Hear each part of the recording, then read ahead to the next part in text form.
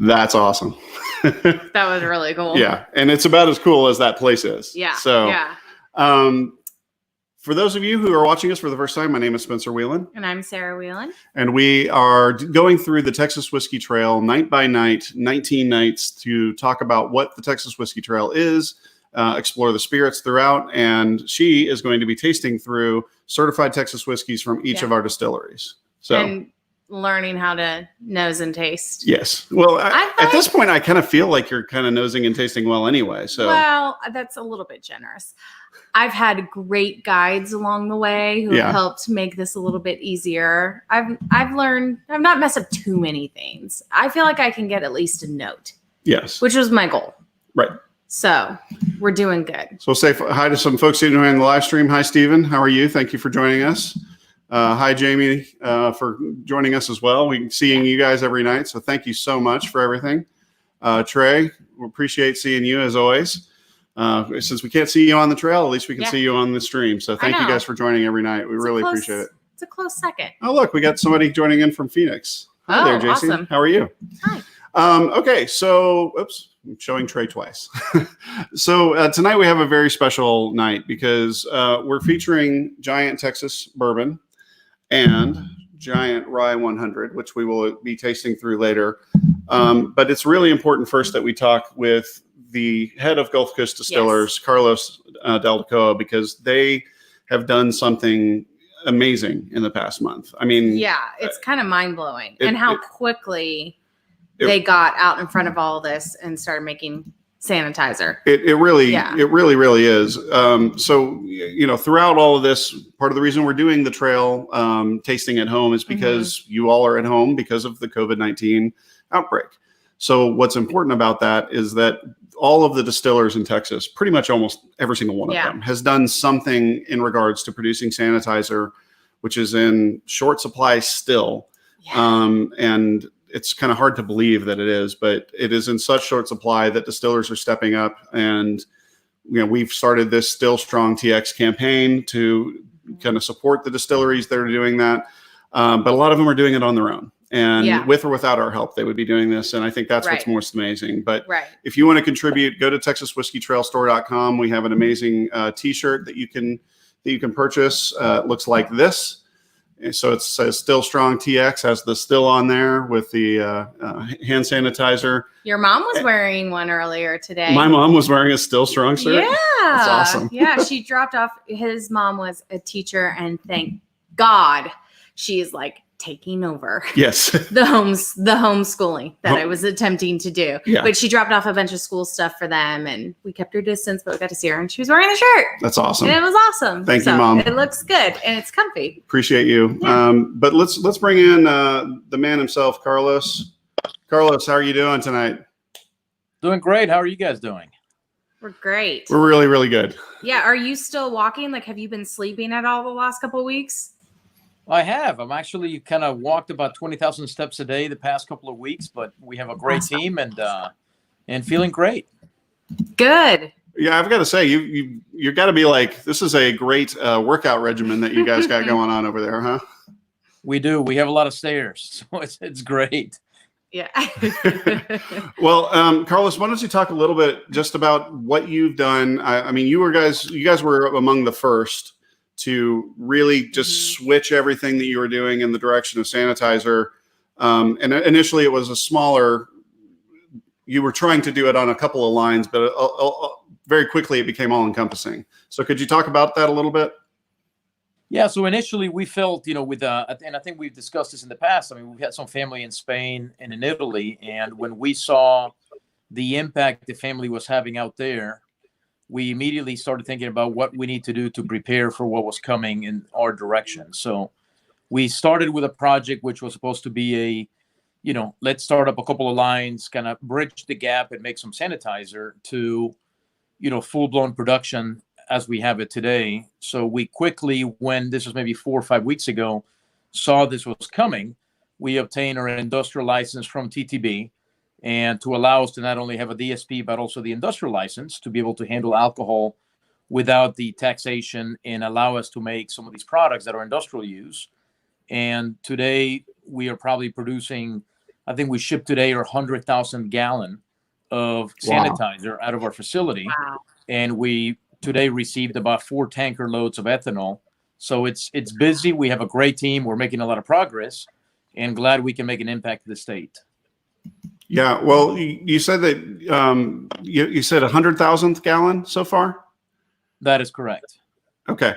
So one of the things that I was amazed by is that the first day that you guys were ready to ship finished product, and you and I were talking about this, but you had to do a lot with your traditional retail supply chain folks. And all of a sudden you just diverted quickly and said, nope, first responders. Right. And we have pictures of that, but could you talk a little bit about that first day of distributing out to responders? We did. Ultimately, on the sanitizer side, the need, as we felt it, and the purpose behind us retooling was not to get product into retail shelves or to distributors. It was to help the community. So we immediately retooled and very heavily started donating and giving product away to our community, from the fire departments to Texas Children's Hospital, in every single organization, from infrastructure to the Port of Houston to Kinder Morgan to Union Pacific, that desperately needed the product, became first priority.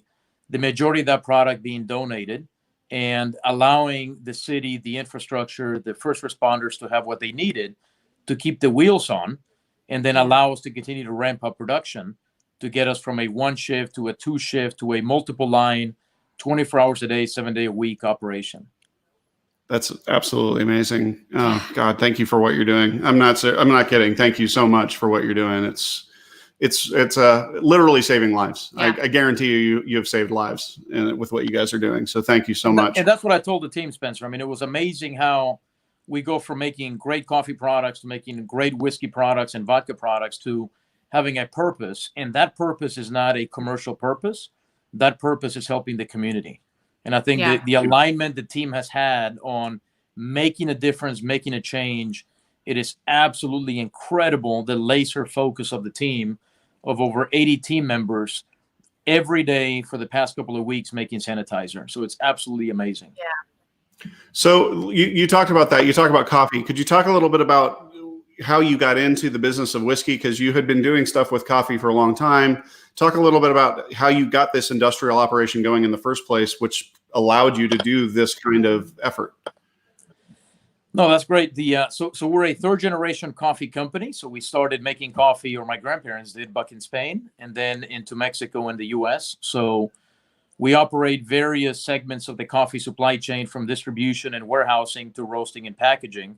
And we private label manufacture and contract manufacture for companies across the globe or all over the US with our brand or third-party brands. Brands you might know, like Meyer Supermarkets, H-E-B, Kirkland Signature. I mean, you name it, we are out there on the shelf on a daily basis. On the coffee side, we have a sugar operation as well. And then about 4 years ago, we decided to diversify and invest into the liquor side, which started as a small kind of micro craft distilling operation. And today we have the capacity to produce over 6 to 7 million gallons a year of ethanol and bourbon and whiskeys out of a distillery here in Texas. That's amazing. So tell me if I'm wrong here, but you are going to be, if not already are, the largest distillery west of the Mississippi.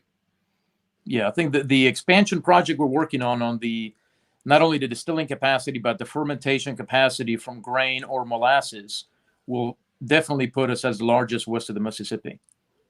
That's amazing.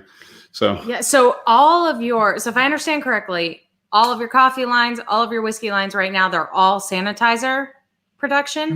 No, the coffee operation is actually working 24/7 making coffee. Okay. The Good, sugar because operation, I need my coffee too. Right. Sugar the same. I mean, we're making over 20 truckloads of sugar on a daily basis and shipping it to retailers. The distilling operation, we shut down the distilling operation and brought additional manpower to run our multiple packing lines around the clock, 6 days a week, to make the sanitizer project. Wow. So you staffed up. That's amazing. We did. And we hired, actually, it's beautiful. We hired a significant amount of people from the restaurant industry. A lot of friends and colleagues that are in the restaurant space are feeding us on a daily basis for free. We're handing out sanitizer to them. and they are in turn giving us a list of their employees that have been displaced. And we have a great group of people working out in the plant that maybe they were making pasta or pizza or lasagna or tacos 2 weeks ago, and today they're making sanitizer for our community. So we're keeping people employed. It is beautiful. It is. Yeah. Ooh, I just got the chills. Yeah, I know. That's awesome. So Stephen Crawford says, learn something right there about the industrial license. Thanks for jumping on this. Could you talk a little bit about that? Because we've been dealing with lots of regulatory agencies. I've been on the phone with you probably 20 times in the last week or two, let alone the last 4 weeks. But every day the rules have been changing, moving around this sanitizer issue specifically. So could you talk a little bit about what that is? So what's the question again? Could you talk a little bit about what the industrial license is and some of the confusion that distillers may have had around being a traditional DSP versus an industrial alcohol permitted DSP? Yeah, so typically on a DSP, you have to receive either grains or make your own alcohol or obtain alcohol under a transfer and bond into your facility.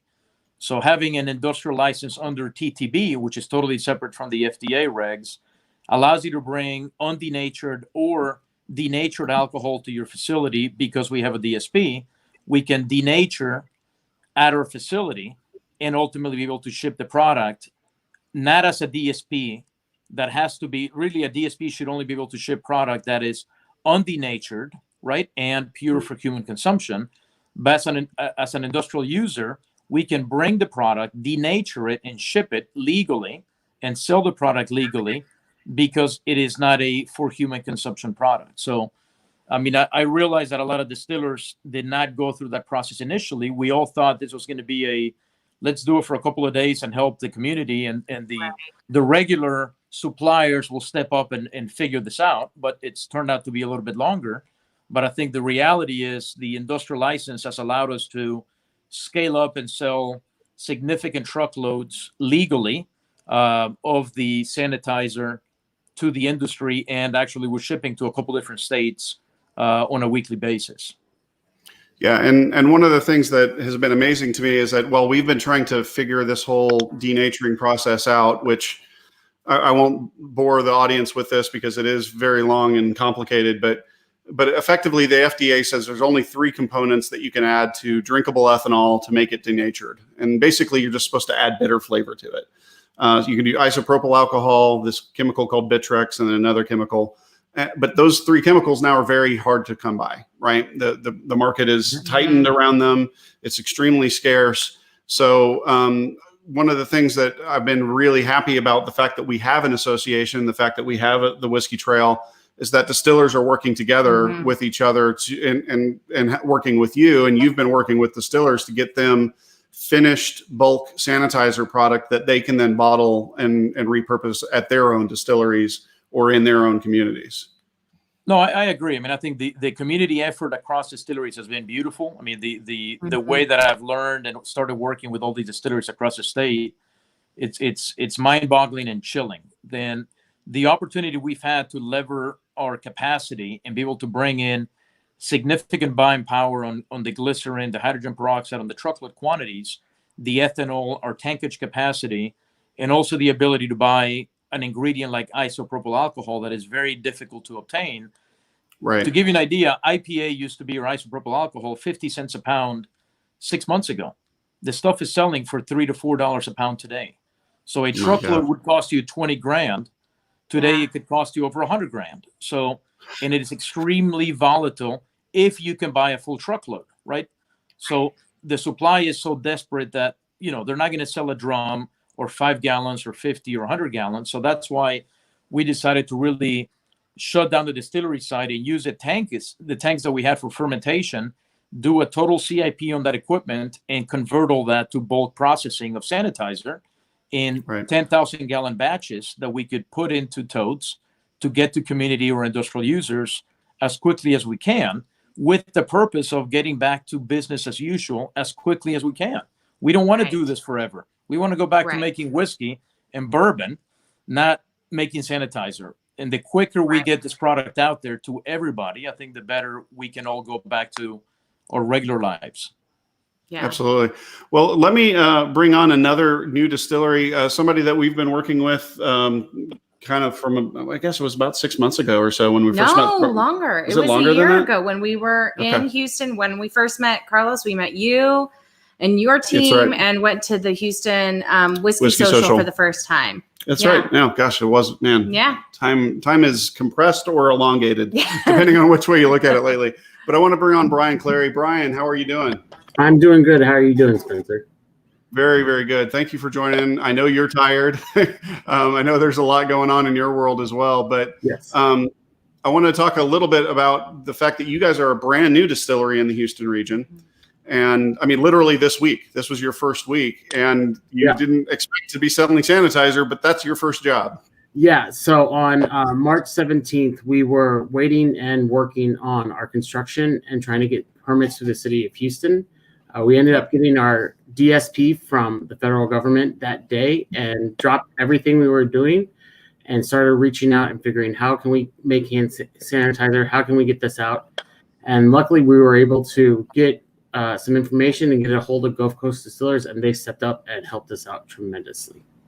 Awesome. That is fantastic. So I've seen, from your Facebook feed and everything else that you've had a pretty steady stream of people coming in, which I think just goes to show the fact that, I mean, even with Carlos down the road giving 100,000 gallons of sanitizer away, that there's still this massive need in the Houston region. Any metro region, there's a huge need. Yeah, for sure. So we are up in the Garden Oaks area, and we're hyper local up there.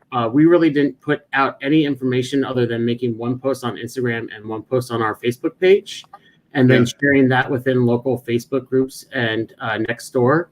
And we have had a constant stream of people for about 3 days now. We've been able to bottle about 2,000 bottles and donate about half of that to some first responders. So we are just starting to get started. And the Gulf Coast we had problems getting some supplies of bottles, and they stepped up the next day with enough to cover what we could get through on this first batch. We're starting with our second batch here soon, trying to plan that all out and facing the same problems that Carlos has had, but on a much smaller scale. And his team has been absolutely amazing. I've been in contact with them almost every day, seeing what's available, what's out there, how can we work together, what they have available. And then, Carlos is hitting all the big spots, all the big guys. And then people are coming to us. We're saying, if anyone needs anything, just contact us, let us know. And then we'll get you what we can, and we'll spread out as much as we can to the local community. That's awesome. Well, Carlos, there's a question from Facebook here, again, from Steven saying he's impressed by how quickly you all jumped on this. Are you getting inquiries from out of state? Yeah, we are, even international. So there's some international stuff that we're doing into the Middle East and into Mexico and Spain, believe it or not. And we are, shipping out of state, and we have shipped some stuff out of state. So there is a demand in a scale that can help some of these areas that are affected combat the virus as quickly as possible. Yeah. So obviously we have currently 3 members in the Gulf Coast region. We have MKT, we have Whitmeyer's Distilling and Gulf Coast. Whitmeyer's has been on a tear lately as well. I think all of you guys have been working. They donated another 6,100. They have like almost a full-time bottling line over there. We'll be talking to them at the end of this, but I would be remiss I think they're going to be on ABC 13 tonight in Houston, featuring the work that they're doing. So I'm very impressed at the growth of the whiskey industry in Houston specifically. And then in addition to that, like what you guys were able to do in such a short period of time, even, William Price Distilling, which was just opened their first day. So like, Brian, why don't you talk about like the whiskey community of Houston and what that means? Yeah. So the first thing we did was start reaching out to bottle suppliers, figure out what supplies we need. And then reached out to Gulf Coast, reached out to Travis Whitmeyer over at Whitmeyer's. We reached out to MKT. In fact, MKT was the people who put us in touch with Gulf Coast Distillers. So we had a phone call with them the day we got our DSP, and they said, give Gulf Coast over there. The team over there has been fantastic. And they can hook you up with what you need to get started. And that's exactly what we did. So we've been in touch with everyone, and everyone's been great in the area. Well, Carlos, what's next for you guys on the sanitizer front? Are you getting just a swarm of orders in? I know you say you want to get back to making whiskey. You haven't filled a barrel in a while now.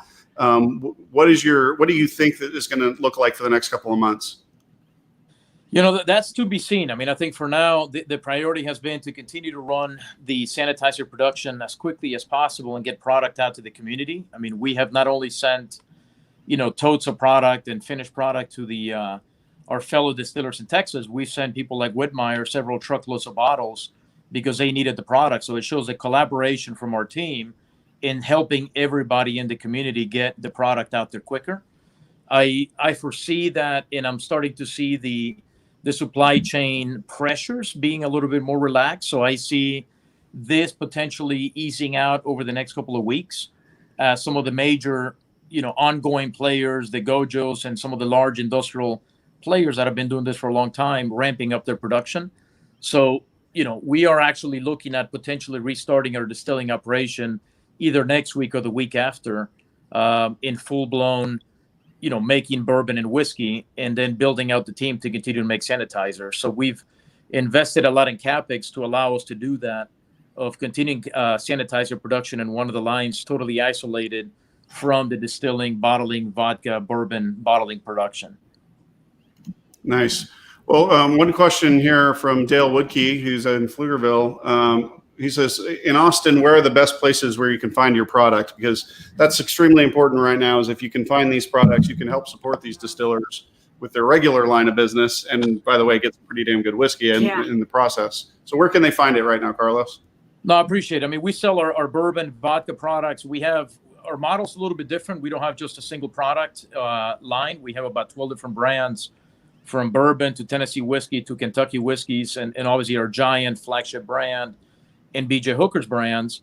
And you can find those at anything from Goody Goody to Total Wine to Specs to Pinkies to Longhorn. So we sell that throughout the state and probably about 2,000 liquor stores. So if they can't find it there, let us know. And if they come to Houston, we'd love to have people in the tasting room once we reopen and give them a tour of the place. Absolutely. And we'll show you some more pictures of that, especially Ben's Den and the amazing cocktails you guys got going there. Brian, let's talk a little bit about your plans, because obviously this outbreak was not part of your plan, but it has worked out thanks to the distilling community, especially in Houston. But what are your plans for whiskey, and what are you looking forward to at your location? So we still have not gotten our full permits for construction from the city of Houston. We hope to get those later this month, and then from there it should be about 4 to 6 months for build out of our tasting room and our cocktail lounge. And with all of this, we got a delay in our equipment coming in. So I don't expect our equipment in before the end of the year to start distilling. But at that respect, we're going to reach out to Gulf Coast and get some of their bourbon from them and go ahead and package that and use them as a producer for us. And we're going to reach out to other Texas craft distillers and see if we can get some Texas craft whiskey in.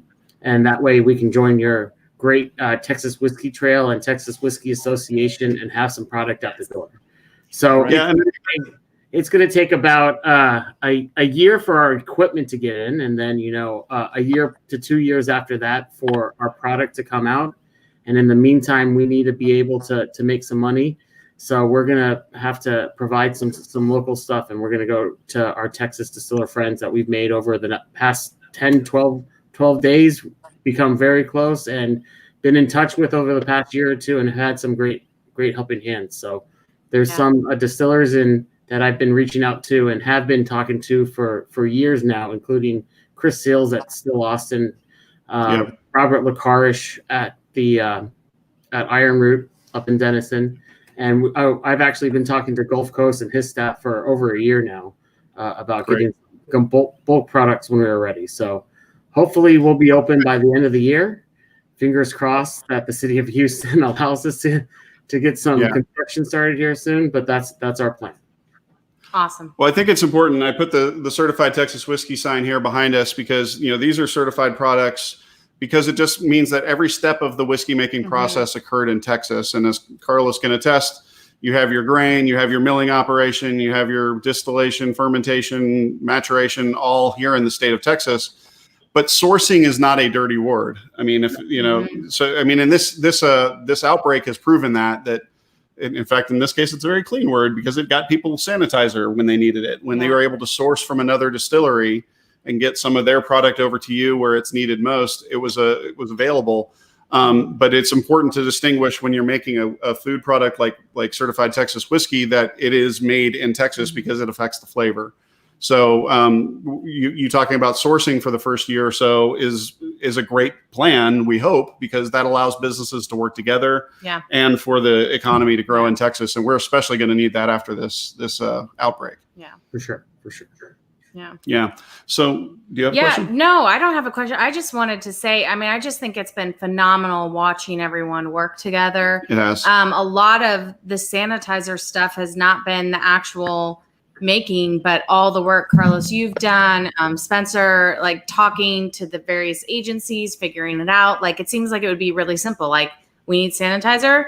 We can make sanitizer. Let's make sanitizer. And it's not that simple. And it's been so much work, but it really is a testament to how committed everyone is to working together and continuing to grow the Texas whiskey industry. I once, several months ago, had someone ask a question for an event they were having about like, okay, what distilleries could I ask to be here that will be okay being in the same room? And I was like, what? Yeah.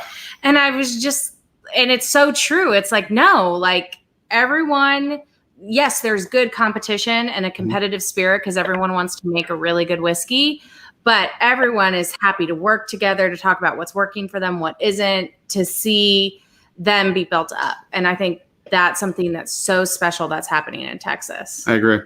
Well, Brian, thank you so much for joining. I'm gonna let you go and let you get some sleep so you can get some more work done tomorrow. But thanks for joining us, and we look forward to hopefully getting you on the trail here in the later part of this year. Thanks for having me on. It's been great working with Carlos and his team. And I just want to say thank you so much, Carlos, on just being a great team over there and being able to provide this for us. No, I'll call you tomorrow, man. I want to help you out with the city. So let's talk about it. Let's conference call. I know. I love it. All right, guys. Good to see you, Brian. Take care, Brian. All right. Thank you.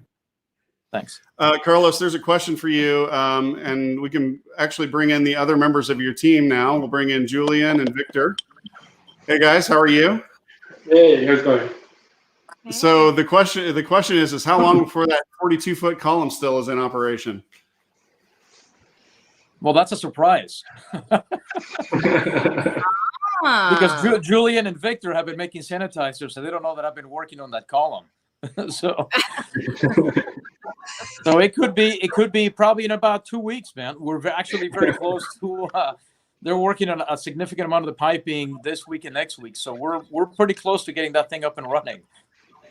Awesome. That is awesome. I can't wait to see that. Yeah, I think I told you when you guys get that going, I need some video footage so that we can pop that up there and let the world see what's going on down there. Yeah. Well, Julian and Victor, thank you guys for joining us. I'm assuming each of you are at home, or are you still in work mode at the distillery? No, we're at home now. It's been a long day for us. We've been pretty busy. Yeah. I bet. How long have you? Sorry, I asked you both questions, so I'll direct them now. Victor, how long have you guys been? About how many hours a day have you guys been working lately?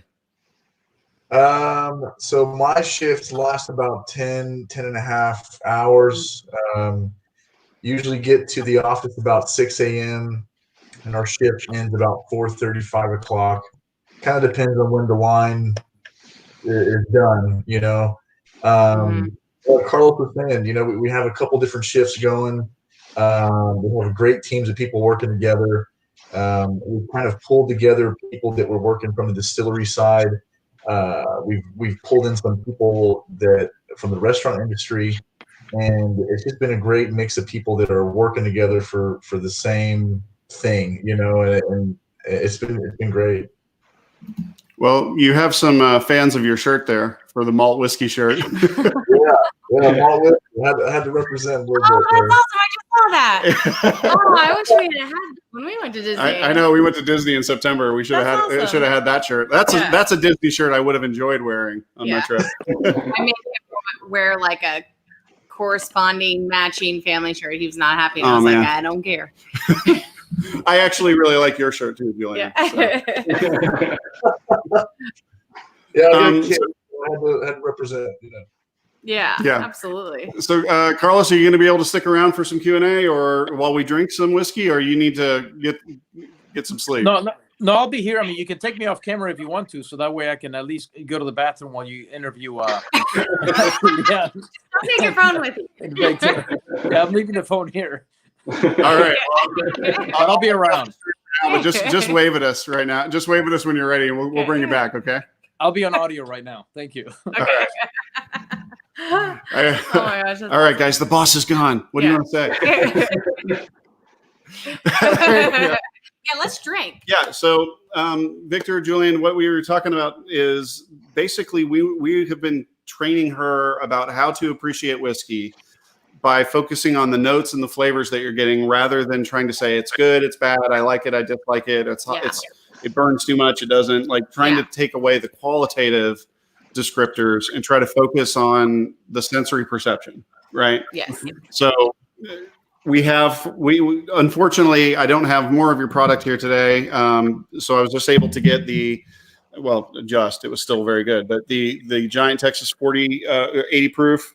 And then I got the Rye 100 that we got at your launch party this past Christmas. So I've put these in front of her, and the very first time we ever did this, she had a little bit of a difficulty discerning between Iron Root Harbinger bourbon and your Rye 100. So, so we're gonna try and see if she can distinguish between the two. And then as we go through each one, I want to see what you guys think are the dominant notes for people to know about your whiskeys, how you make them, and what your plans are for your certified Texas whiskeys in the future. So let's go ahead and start. These are the two. Okay.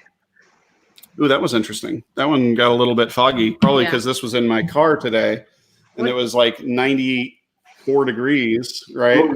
And humid. So humid yeah, so the glass got all humid. Now I know which one this is. Oh shoot! Here. I'll close my eyes. No. Take mine, because you don't know which ones are mine. Okay. Whoa. Oh yeah, so tricky. Yeah. Okay. Yeah, you're probably pretty safe. There we go. Okay. All right.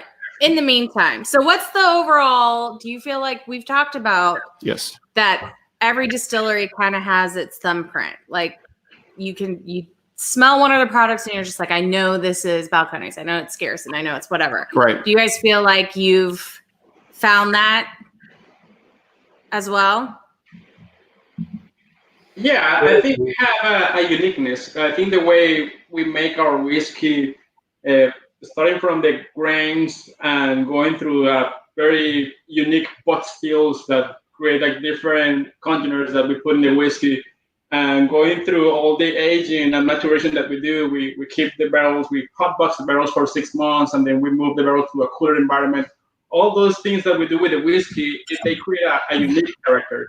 I don't like to go to specific words. I mean, because I think that's very the way it's very particular in the way you perceive the whiskey. But I will say that if I taste a whiskey from our distillery next to another whiskey, I can literally tell which one is ours, right? I like to look for references in my mind from some kind of food or some kind of moment in my life that brings me back to that smell, and that's what I look for when I'm drinking whiskey. A lot of people say that we taste a lot of like apricot. I can see a little bit of that, but I guess it's a very like a bold and it's a very strong flavor. It's a light flavor. Yeah, I can attest to that. Coming on to Gulf Coast and really, I get to play with the barrels a lot. So we definitely have a unique character to our whiskey.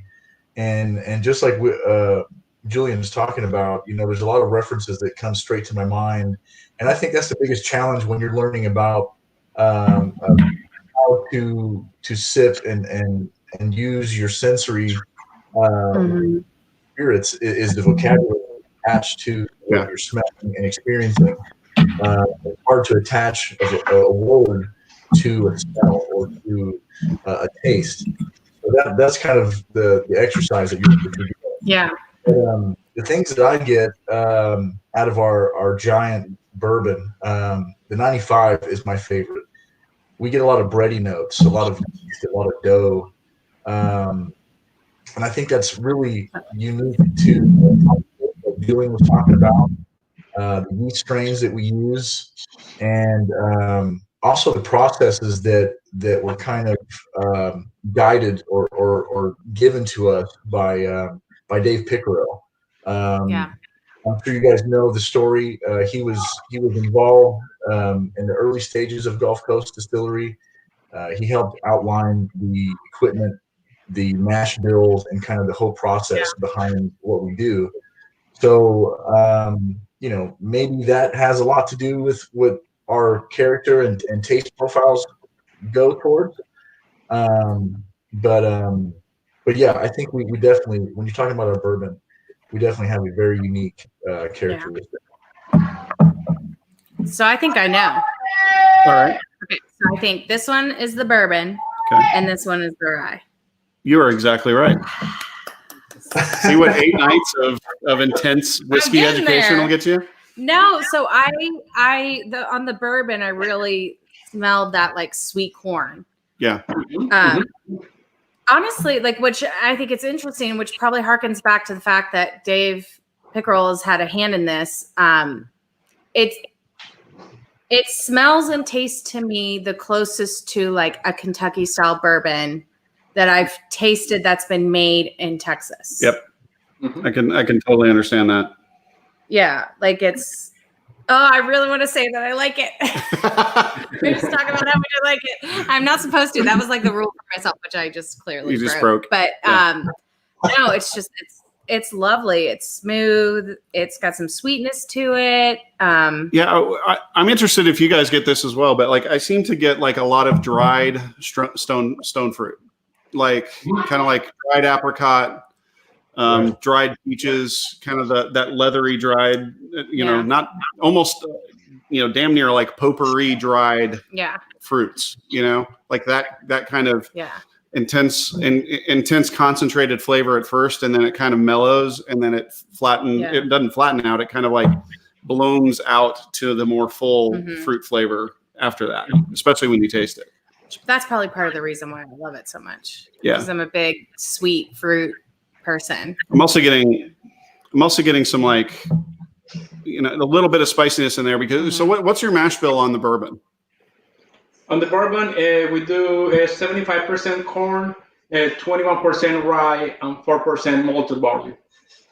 Okay, and so I'm definitely getting that rye note on the bourbon. I mean, there is that kind of light spice to it that you get when you get a rye, and doing them side by side, it's actually kind of amazing how different the rye note is on the 100% rye. Are those the same types of rye, or are they different? Are they different varieties? They're different. For our bourbon, we picked a strain called a Bracero rye. It's from the Panhandle, and for our rye, we did a blend of Bracero and Elbon rye. These two strains of rye, they are grown also in the Panhandle. But I think the blending of these two species of rye is giving us also a very particular flavor. And to me, it's like taking us back to the original American whiskey, which is the rye. It's a very organic rye. And the fact that we are taking good care of this rye, same as David Pickerel told us that the way we needed to treat it in order to become a success, a whiskey, we're following in detail all those instructions, and I think that's why we were able to produce a really good rye in a very short amount of time, because Just take into account that this rye is only 2 years old. So it's a straight rye, but it's still very young. But we're taking advantage of all that, the climate and the weather of Texas to accelerate a little bit that aging process and to take it out of the barrel at the right time. Yeah. One of the things I always tell people, which kind of blows their mind when I tell them, is, in most of Texas, your proof is going to go up in the barrel during maturation because of evaporation and the high dry heat, especially in North Texas and all the way through Central Texas. But you guys have a totally different environment in the Gulf Coast region. We're aging at sea level. I mean, this is something else. We're adding a factor that is, well, in some cases, we can see the proof is it will go up, but it will go up by 1%. That's not what you will expect if you're aging in the Texas Hill Country. So our microclimate, it's creating a very unique bourbon. Yeah, it really is. I mean, and it's funny, in other parts of the state, like here in Austin, I think Still Austin does this, and so does Iron Root, who we'll be talking to tomorrow night. They do an élevage technique where they're proofing down in the barrel, right? Mm-hmm. You guys are kind of getting that a little bit naturally just because of the humidity of Houston, right? That's correct, yeah. And that's something that we are evaluating. Victor has a really good background in aging whiskey. We are playing with different proofs in the barrel. So we want to see what putting the white dog in the barrel at 110 proof will do differently than if we put it at 120 proof. Because at the same time, we are also playing with that flavor profile that we talk so much. I mean, we want to create a product that when it goes from the barrel to the bottle, it will create a perception of a mellow whiskey. That's what we're looking for. So I think with Victor's help, we're heading into that direction. Yeah. Victor, let's talk about that a little bit, because one of the differences between you guys and a lot of distilleries is your scale, right? So you're going to have a lot of barrels to play with to create blends and releases and do different things with. Obviously, you're also going to have single barrel releases and things that you can do. But let's talk about that a little bit, because you have a pretty wide palette to play with all your barrels that are in maturation. Right. Yeah. And that's kind of where I love to play, is the barrels. My theory with lower proof is kind of it really depends on the environment. Because we have higher humidity, we have higher heat here. The things that may work, for instance, in Kentucky, may not necessarily work the same here. But just to like not get real nerdy on it, but when you go for lower proof and you add more water versus alcohol, the water breaks down the wood sugars more than the alcohol in higher proof. Where higher alcohol content wants to extract the wood more than break down the wood. So you have a good balance of both of those. You kind of get the best of both worlds, but it has an effect with the environment that the barrels are resting in.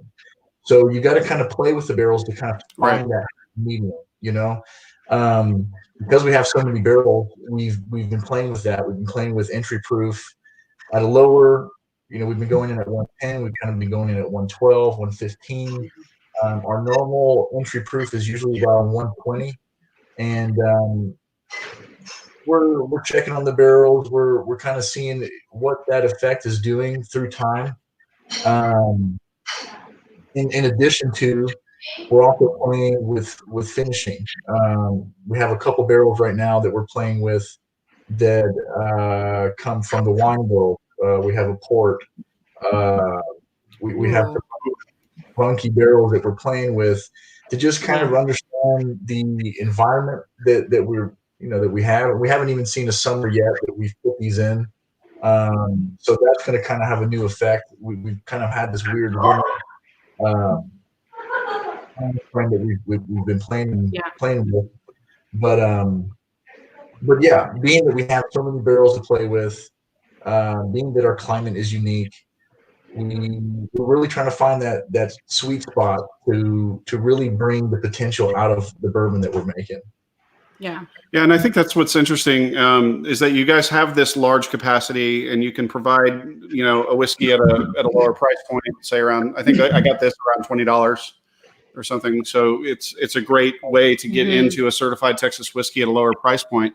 But then you also have the ability, because of all of these barrels, to do something craft, to do something, high end, experimental, and try some things. So, Julian, could you talk about that and talk a little bit about your background and how you got into whiskey in the first place? Well, I have been with the company for 13 years now. I started in the coffee side. I was the plant manager of the coffee plant for a long time. But then when Carlos started this adventure of coming up with a new distillery, he brought me in. He gave me the opportunity to learn about the whiskey making process, and to me it was a challenge. I mean, I was not expecting that. I always liked whiskey. I always liked the bourbon, but I was more on the consumer side. So going from being a consumer to being a producer, it's been quite a learning experience for me. Yeah. And then in addition to that, having the opportunity to meeting David Pickerel, to me, I mean, he was almost like my mentor. I mean, he showed me, he taught me how to make whiskey, and I'm very amazed with all the how open minded he was. I learned a lot from him. We also have other good distilleries with us, like Troy Smith. He was the former master distiller at Yellow Rose. He worked with us for a year, so I learned a lot from him. And I dived into the whiskey world, and I have been learning since that day. I mean, I never stopped reading or researching about whiskey. It became my world, and that's how I got into where I am right now. Yeah. Well, and I think we should add, like you've mentioned scale a couple of times, and that they are able to, and clearly that it's a big operation because of what they were able to do for the sanitizer. But like, to put it in perspective to people who aren't familiar or haven't visited yet, maybe you're a trail member and you haven't visited yet. This facility was the old Uncle Ben's factory. So like, wrap your head around that one. Like all the bags of rice that had to be produced, and how big of a facility. I mean, we're talking like not too dissimilar to like some of the distilleries you visit, like in Kentucky or Tennessee, that are doing mass production. So it's really, it's an amazing stop on the trail. You have to go, you have to see it when they open back up.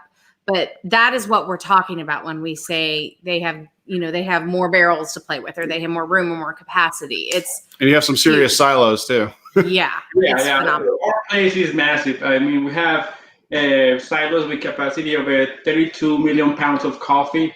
That's plenty of coffee for a lot of people. This used to be the old Uncle Ben's rice, as you, Sarah, mentioned. They started the construction of that building in the 1940s, and then the Department of Defense took ownership to produce all the rice for the military in World War II.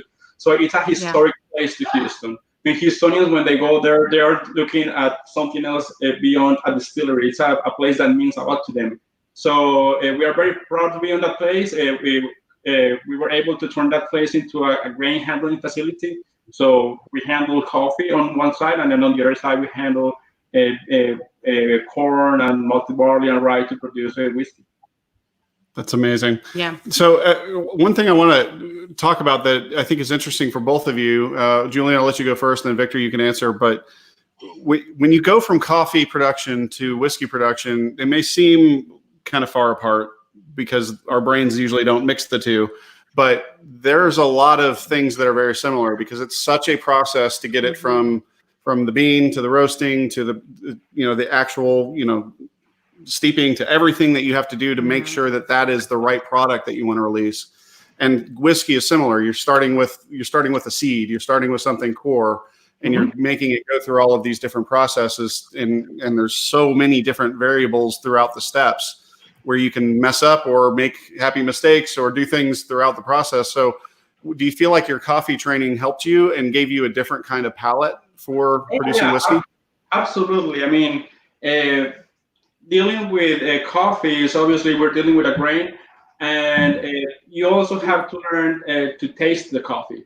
So it's a process that if you compare it to the whiskey, it takes years in order to develop that palate to differ between all the different flavors in the coffee. So in some points it's very similar, and I think we gained a lot of experience in the manufacturing process with the coffee plant, and that along with the expertise from David Pickerel was what we put those two things together is how we got it into produce a really good whiskey.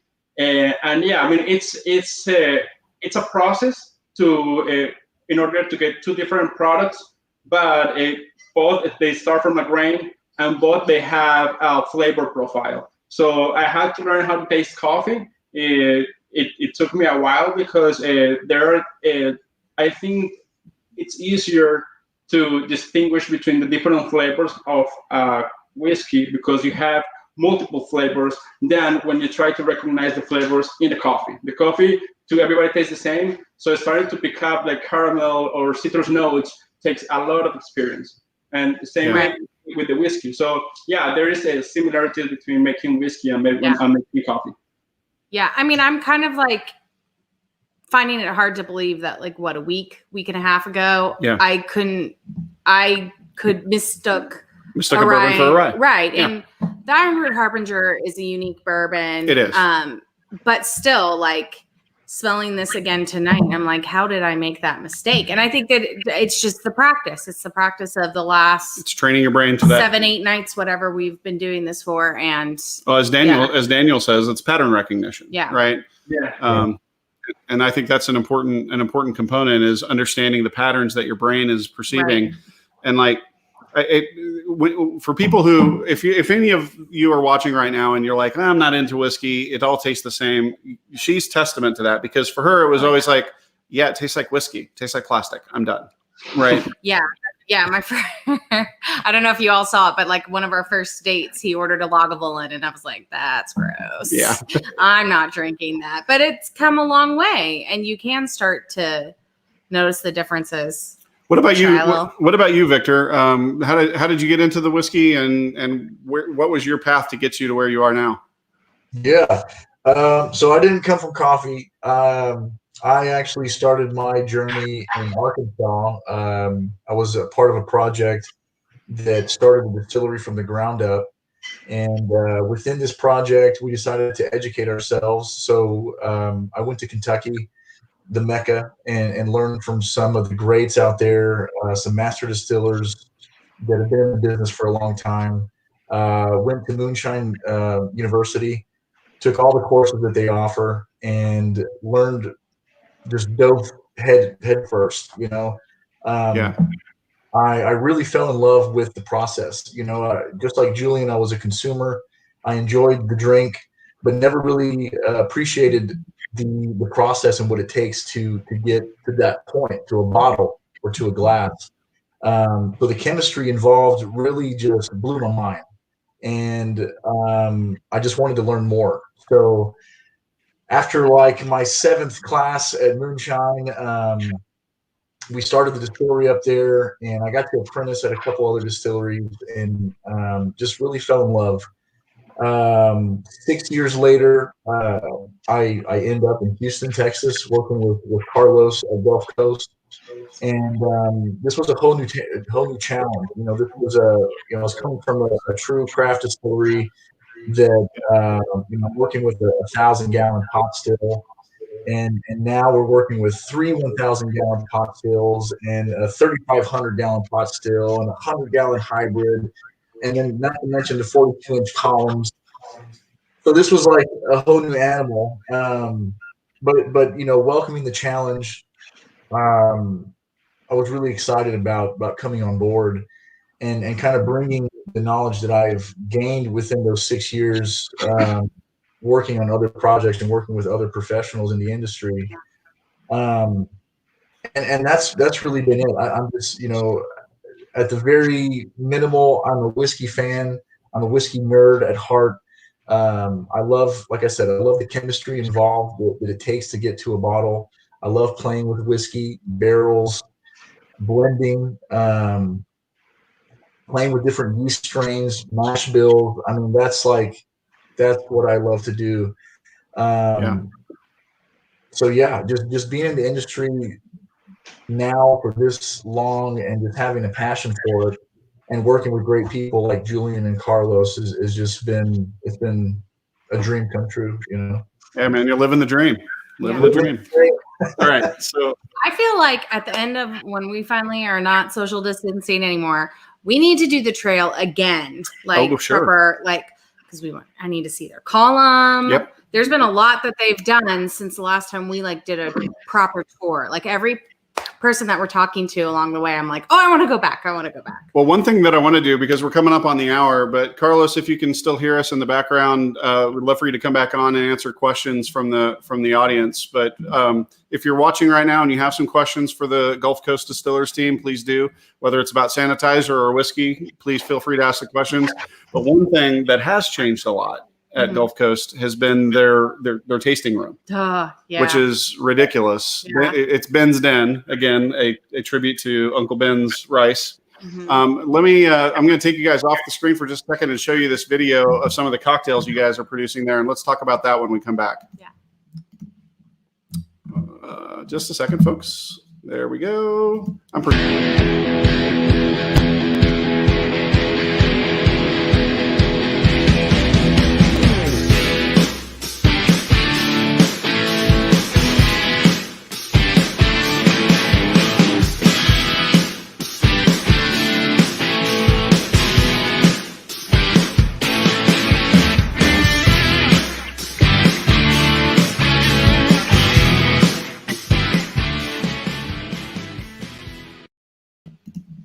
Yes, please. Now that's cool.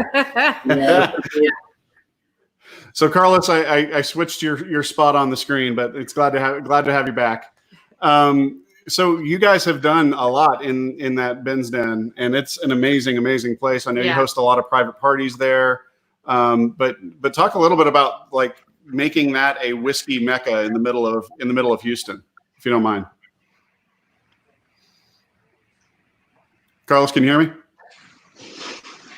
I don't think he can. Oh no, Carlos can't hear us. Did you say something? I can't hear anything. Can you guys hear us? I think my audio is not working very well. Okay.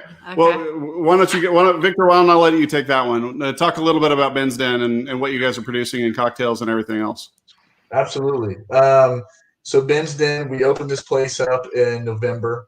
And, besides the history of the building and getting a tour of the facility to see the way that we make our spirits, this is a unique opportunity for us to kind of showcase the spirits that we make into a cocktail. And we really take our time. These are craft cocktails. These are like 5 to 7 part cocktails. So they take a little bit more time than your average like speed, Jack and Coke or something like that.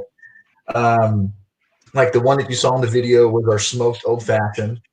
And it's just a really fun experience that you guys, that a consumer gets to have besides being in a distillery.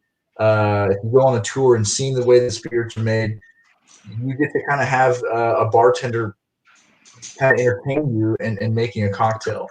And besides that, having a nice drink, having a tasty cocktail, the space itself is beautiful.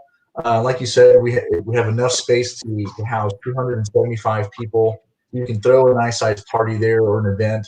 Once things are able to be opened again and open to the public, we have a lot of cool things that are coming up, some internal events, and it's just a fun place to be. It's a nice grown up place to be. Absolutely. So Steven asks, how do you drink the smoky cocktail? So the smoky glass that you saw put him on top of the cocktail, the smoke is usually like a cherry wood or a hickory that's smoked. It's trapped in the glass, and what it does is it besides giving the aroma effect, it kind of gives it kind of lingers within the cocktail. So every time you take a drink, so how do you drink it? You would take the top of the smoked glass off, set it down, and now you got your normal old fashioned. And every time you would take a drink, you kind of get that aroma effect from the smoked wood. Nice. Now, Lindsay on our team is manning the trail account. So she says, what's the best cocktail to make for each of these two whiskeys that we're featuring here? We have Giant Bourbon and Giant Rye 100. So my go-to would be an old fashioned, but we do too. Yeah. If you're not drinking whiskey neat, I'd go for an old fashioned, but that's just me. What about you, Julian? I'm not a good cocktail drinker. I always bring my whiskey neat. And that's fair. That is totally fair. Cocktail is whiskey and air. Yeah. Right? Carlos, I don't know if you can hear us, but if you can, what's your favorite cocktail at Ben's Den? Nope. You can't hear us. Well, Carlos, we love you. You take care. We'll see you later. Hey, rest up, Carlos. Take care. Yes, we'll talk to you later. Thank you. Appreciate it. But hey, Trey has a question for you guys, which is the coffee roasting production in the same building? That's correct. Well, it's in the same facility. Is just a building next door. That's where we have our roasting and packing operation. Nice. Mm-hmm. Well, you know what we never did, and we should do it really quickly before the hour's over. But what are the notes that you are getting from the Rye 100? Because I got to tell you, the Rye 100 is quickly rising up my list of ryes in Texas. Yeah, and I feel like I get more of the spice on this rye than I typically get on a rye. Mm-hmm. Like I said a couple of episodes ago, like I'm surprised that I've liked rye from the beginning, because usually I don't really like very spicy things. I tend to gravitate towards the sweet. But this rye, I liked from the very beginning, but I get more of that spice, but I really enjoy it, which I've broken all of my rules tonight. You really have. Can't help myself. It's just not working anymore. I'm getting some kind of there's a chocolate note there for sure. Don't you get like a little bit of molasses? Yeah. Yeah. Maybe it's that kind of dark caramelized element. Yeah. Mm-hmm. So I just want to add to that. So something that's really unique about our rye versus a lot of the ryes on the market, my opinion, a lot of the ryes on the market are very corn heavy. So my thinking is that these brands don't want to scare you away from a bourbon. That's kind of what a lot of people will refer a whiskey in the United States anyways, may refer a whiskey to a bourbon that's higher in sweetness and corn. So a lot of ryes out there in the market have a lot of corn. Where that's something that I'm really proud about our rye is we don't have any corn. It's a true rye. And for you, that rye really gets an opportunity to shine. The spiciness, like you're talking about, the breadiness that comes from the rye. I mean, the pepper notes. A lot of those things are kind of hidden in a lot of the ryes on the market because of that corn factor. So it's very unique in that sense. But that's what we're trying to do. We're trying to be true to what we're doing. Yeah. Well, one of the things that I think is amazing about it is that if you look at what Scotch has done for malted barley, right, where they're showing how versatile malted barley can be across many different kinds of whiskeys. One of the things I'm really excited about is how different rye can be from distillery to distillery, from distillery within barrels. You can have certain barrels that are just like amazing and sweet and very bourbon-like, and then you have other ones that are very peppery and kind of like kick you in the teeth with that's a rye, But I'm rarely impressed with what you guys were able to do, and this is just a 2-year-old product, right? Correct. And I think rye is a very complex grain. We can't forget that was the original American whiskey. Rye came way before we started producing bourbon, and it's a very solid grain. I mean, it will grow anywhere, but at the same time, because it grows in a lot of places you have different strains. So each strain will give you a different flavor profile. All of them will go towards the spicy side, and I think the balance between the two strains that we picked is what is giving us a very unique flavor profile. And I have heard people talking about leathery notes, people talking about peppery notes. But again, as I was talking in the beginning, I don't like to focus in a specific flavor. I like to just to bring it back to my memories. I'm from Colombia, so over there we have like different kinds of fruits, very tropical fruits, and there is a specific fruit that it's not grown in here, that it brings me back to the flavor. So what I tell people is just like, okay, think about what it tastes like in your mind, and that's the flavor you need to look for. In our case, I will say that our rye tastes like maracuja, which is like kind of like tropical fruit. Wow. Mm-hmm. Well, I totally, and again, this is why I love talking whiskey with people with different backgrounds, because I totally get that leather note, because that's something I'm very familiar with. Mm-hmm. I don't know what that fruit tastes and smells like at all, but I trust you implicitly, because that's, everybody has their own unique experience. Exactly. Like for me, I definitely get that leather note, but it's more of like the fresh kind of hard leather, like right after it's been, cut or tanned or something. It's just like that fresh leather that's about to start to get weathered, but it's still kind of fresh and young. Yeah. And it's, I mean, it just takes me back to to my grandfather's farm, where there would be like, a tack kit over in the corner, and it's amazing. Yeah. Yeah. Well, it's good. She just likes it. She's giving up on the nose. She's just like, it's really damn good. So a couple of last questions here. Can one tour the distillery and the coffee side? Absolutely. I mean, there isn't a specific tour for the coffee side, but I mean, we're a company that is open to everybody, and if as long as you come and visit us, we will make a way to show a little bit of the coffee operation. Awesome. And Steven says, is coffee finished rye or bourbon in the works? Ooh. That would be interesting. That's we'll just leave it there. We'll let you guys decide what you want to do. Because I've seen a lot of folks do like bourbon barrel finished coffee beans, and you guys have that capability for sure. But it would be interesting to see it the other way around. Yeah. So, and we are experimenting with a little bit of that. I mean, one of our sister companies, Eximus Coffee, they produce coffee, so they roast and grind coffee. So they'll be playing with some finishing of their coffee. And in the other side of the world, we're developing some coffee-based liquors. Victor is heading that project, and he has come up with a recipe to produce a coffee liquor. So we're using the cold brew that we are producing in our facilities to produce a coffee liquor. Wow. We're gonna have to get our hands on some of that. Not only the coffee that we make, but also the sugar that we make and the whiskey that we make.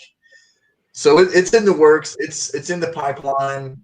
We're trying to dial it in, so it's something that everybody will like, but coming soon.